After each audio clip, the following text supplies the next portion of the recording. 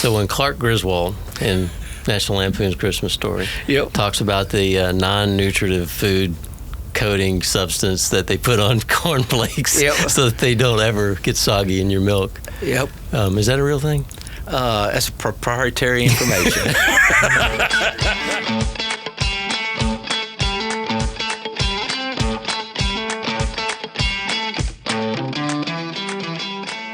Welcome to SSR On Air. I'm Mike Rogers, your host for this monthly podcast brought to you by Smith Seckman Reed. Tune in as I interview leaders, colleagues, and clients about what is going on internally at SSR and in the larger engineering community. David, welcome to SSR On Air. So we're sitting here today with David Cooper, who runs our industrial group out of Memphis. And we're going to talk a little bit about everything industrial and all the things that we do there. So first question for you is just tell us a little bit about your experience before you came to SSR, right? So how long have you been here? I'm going on my 10th year. Okay. So your prior life to SSR, maybe a condensed Reader's Digest version of your trip here. Well, I got out of college in '88, and I started working for one of the largest industrial firms in the Memphis area. Took them a resume, turned me down the first time, so I didn't have any experience. Then about 2 weeks later, after I was like, what am I going to do for a living, they called me back and offered me a job. So I worked there 22 years. And it was a long time with that company, and learned a lot of stuff. I worked my way up from a designer all the way to a director of their projects. And so when you say a designer in that atmosphere, I mean, because most of the people at SSR, came out and were doing building systems type stuff. Right. So tell me about that. What does that look like? Well, I have an engineering degree in construction, and they didn't have a place to place me at first, so they made me a structural designer. So I drew plans on ink on Mylar. That's a long time ago. And I remember it. So I worked my way up, and as they found out what I could do and that I did have an engineering degree in construction, they started getting me more involved into the project management and construction side. So I worked my way up, and so what type of construction were you doing? What were the projects like? Oh, we did everything, food and beverage.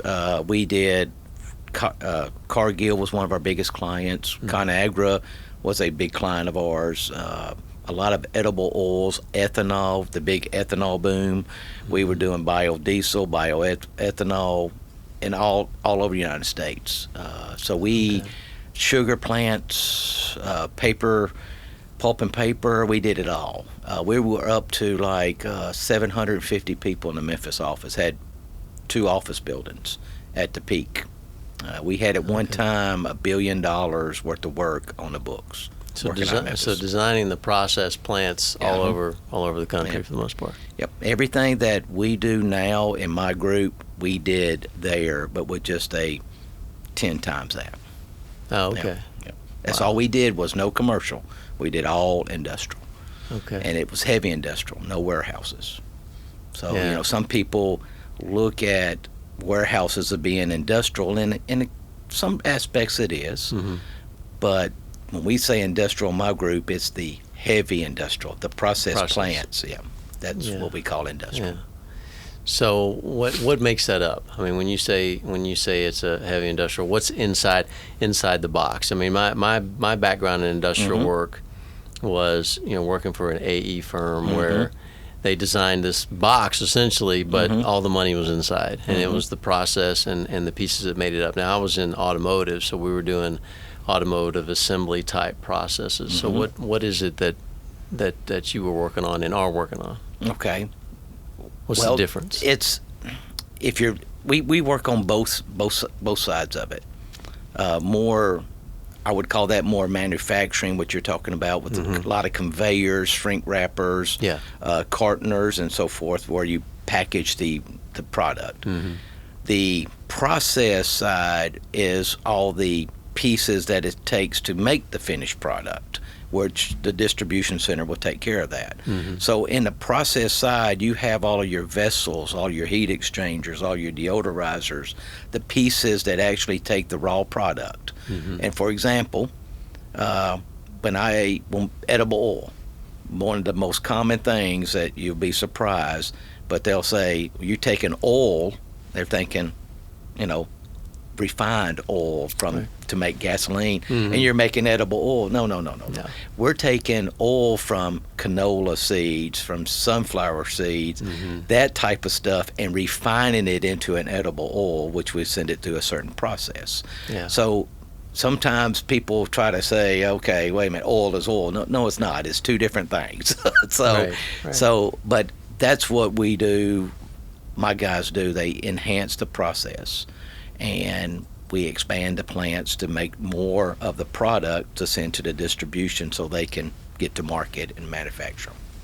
I got you. Okay. And so that's what you did essentially before you came here, and you carried that with you to SSR and started the group with that. Okay. So tell me about the group as it stands now and where you're working, a little bit about clients maybe. Okay. Well, it all started with ConAgra. When I came on board, Scott Berry, and when he hired me, he put me out at ConAgra plant in Memphis, Tennessee. So I was out there 2 or 3 years, and then we started expanding. I started selling more work to other places. But ConAgra is still they're about 55% of our overall market. But since then, we have really established relationships with Cargill is one. We're doing more and more work for them.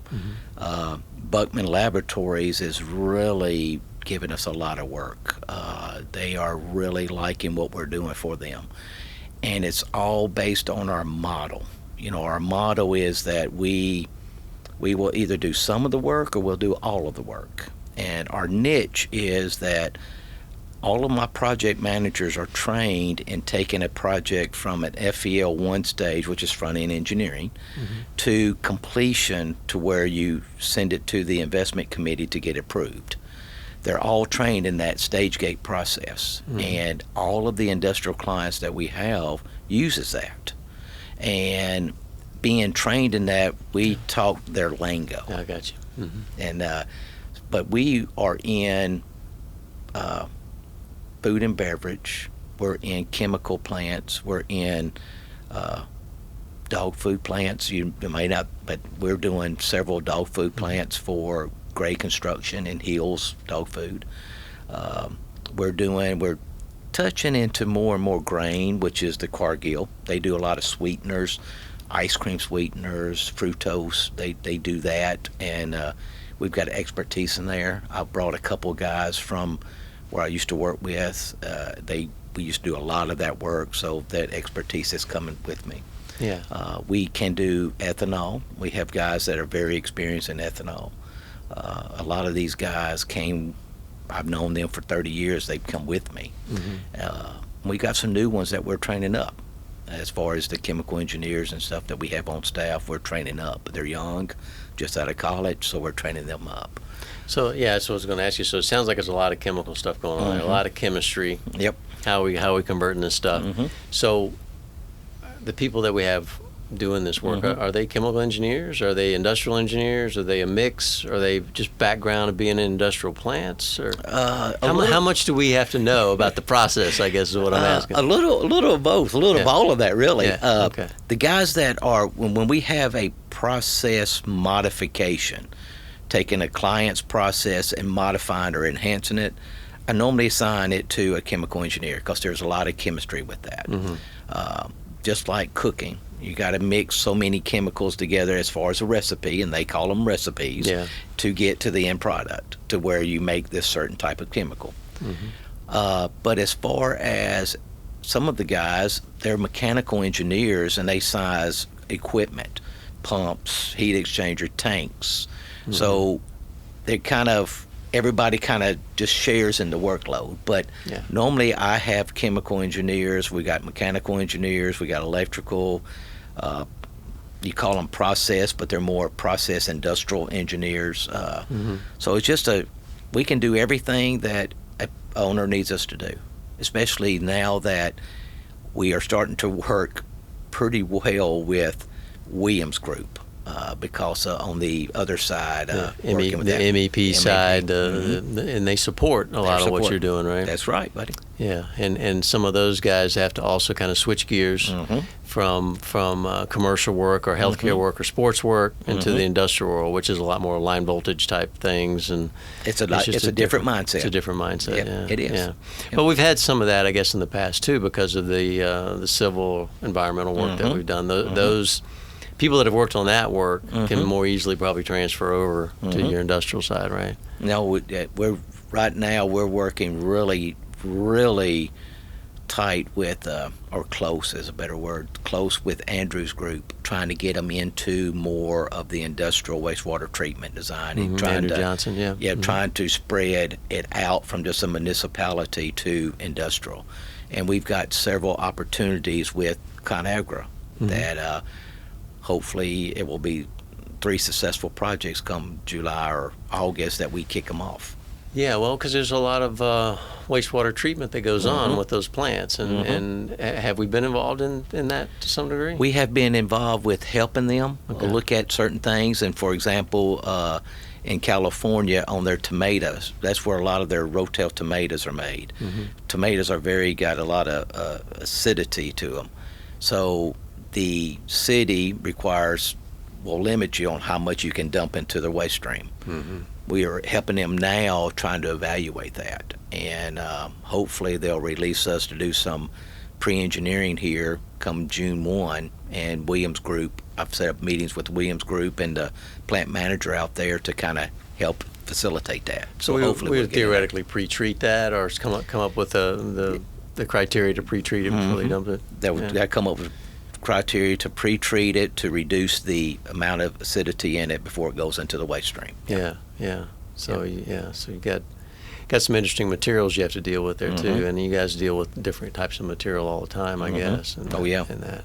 We deal with all kinds of chemicals, and safety is a real priority to ours in these mm-hmm. plants because mm-hmm. of some of the chemicals that we deal with could really do harm to you if you don't know how to work your way through a plant. And I know we don't really turn wrenches, but we're in the plants. Yeah. And we're open to explosions. I mean, we're open to getting stuff spilt on us. I mean, mm-hmm. we are crawling around the plants, and mm-hmm. so safety is definitely a priority, and that's why my guys are all safety trained.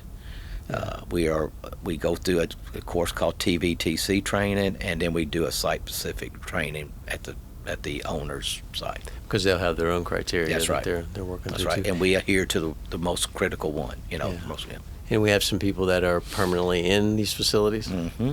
We are right now. We have 4 that is on site in Oakdale, California, that reports to ConAgra every day, and they have an office there, and that's where they work. And just an extension of their staff doing design mm-hmm. work. And mm-hmm. Mm-hmm. Are they doing project management of it from like soup to nuts, going mm-hmm. out, getting with the contractors, bringing Yep. them in, evaluating the bids, mm-hmm. and then managing those bids through the whole mm-hmm. process? I've got project managers out there that handles what I call the money, doing all that, and then mm-hmm. I've got CMs out there with construction managers handling all the construction to making sure that it is done as per their standards. Okay. And then we use our other offices to do the engineering for that out there. Okay, but we don't cross the line. We don't do the construction ourselves, or we don't No. contract the construction ourselves. Correct. We might manage it, Mm-hmm. but we Mhm. don't contract it. I like calling it a construction advisory role because when people say construction manager, they're thinking, okay, you're overseeing the construction, which we are, but your company is doing the construction. Yeah. We're not. We're advising to make sure that it is done as per our drawings or another engineering firm's drawings. Yeah, you're representing the owner, Their owner. in that role. That's right. Yeah. That's right. Yeah. So how many people do you have doing industrial work right now? Right at 20. I say that it's kind of a hard question, right? Yeah. How many people do we have doing industrial work? Well, if you include the stuff in Yep. MEP and Yep. and So, but just strictly in your group, you've got about 20. About 20 folks. Okay. Strictly in my group. And if you look at everybody's, that number goes up to probably around 40. Yeah, I'd say it doubles it by the time you include everybody else in that. So, and so where do you think it's heading? What do you think the next thing on the horizon is for you guys? Is it broader relationships within Cargill and ConAgra? Are there others? Is there something beyond, I guess, because mostly what we're doing now is food type facilities, food right? And beverage, yeah. Do you see it going beyond that into something else, or, I mean, that's a big market. So yeah. Well, I keep saying that it's going to slow down sometime, but it's not. Yeah. People got to eat. That's right. I'm looking 3 years out, and I can see us taking and doubling our revenue, and it's not going to be that hard just because of for example, ConAgra.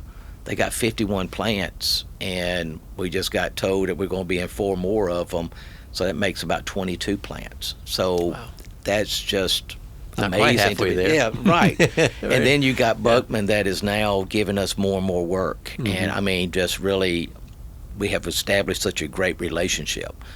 And then in Cargill, they have probably as many plants, if not more, than ConAgra, and we're just in 2 of their plants. So I can see where that's going more and more. And so I would love to say, I would like to have that crystal ball, but I can see our revenue doubling in 3 years pretty easily. And I don't see any sign because of like you said, the people's got to eat. And when the COVID hit, man, we were still working. Oh, yeah.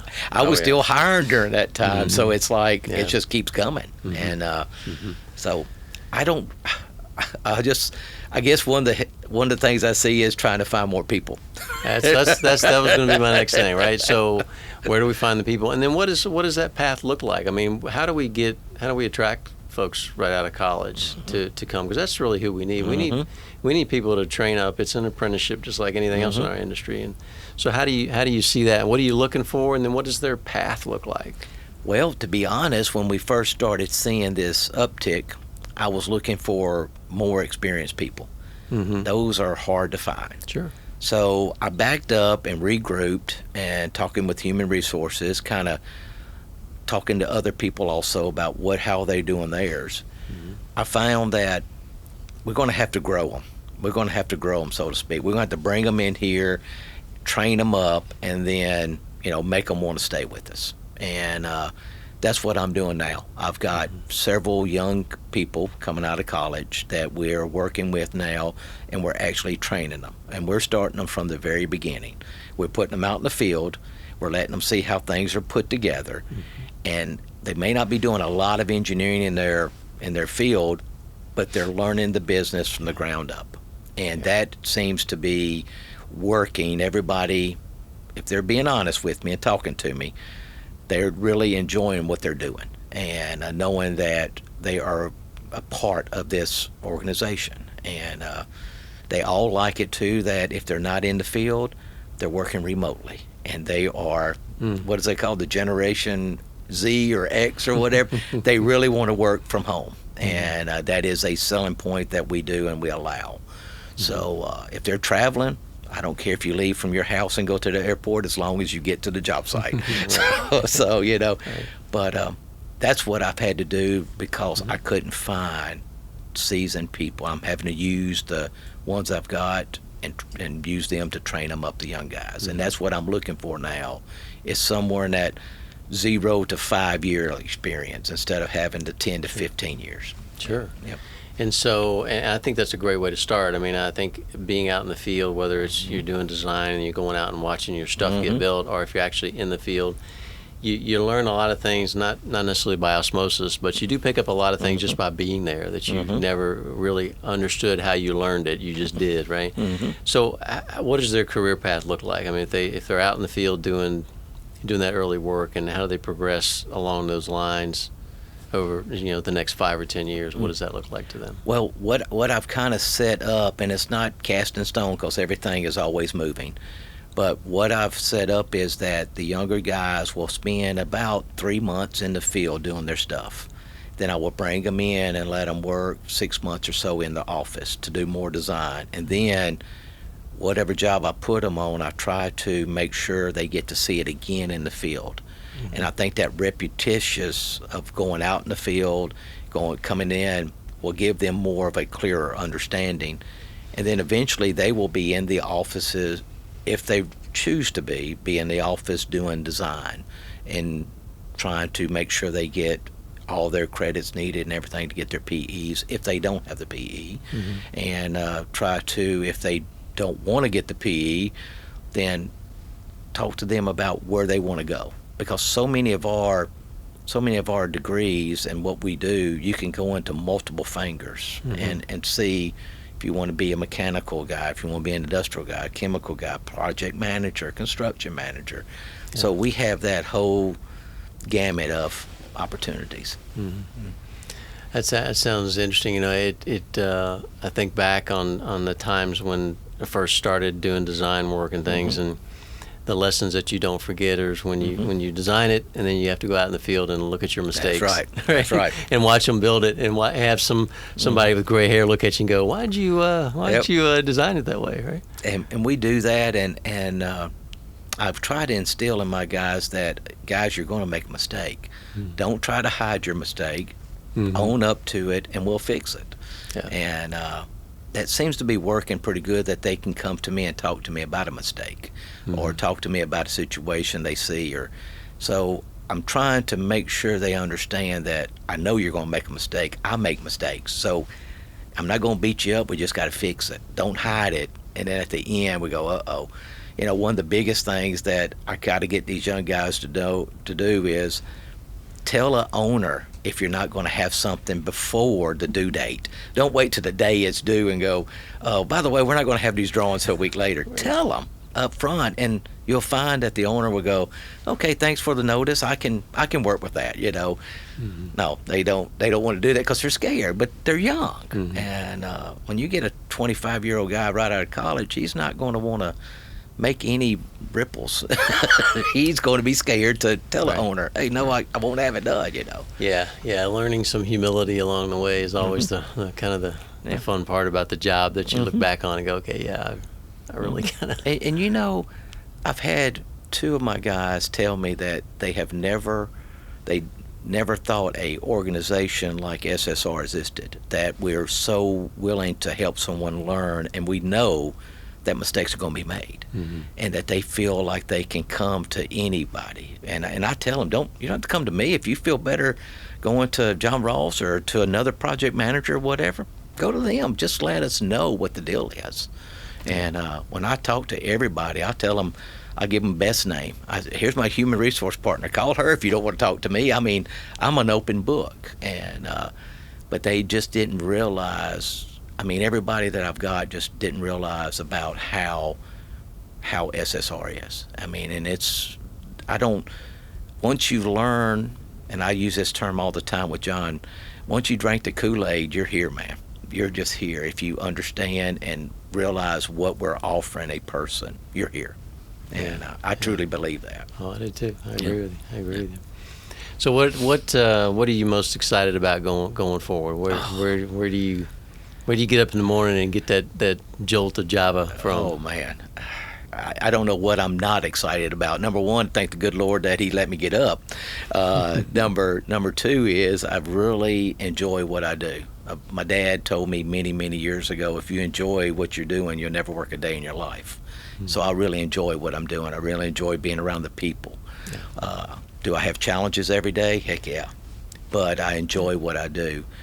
But one thing that excites me is just looking ahead is that the young kids coming up, and I can call them kids because I'm older than they are, but the young kids coming up, seeing them grow, seeing them really take on more responsibility, seeing them laugh and seeing them have a good time at what they do. Well, thanks for joining today. Mm-hmm. I appreciate the conversation, mm-hmm. taking the time out.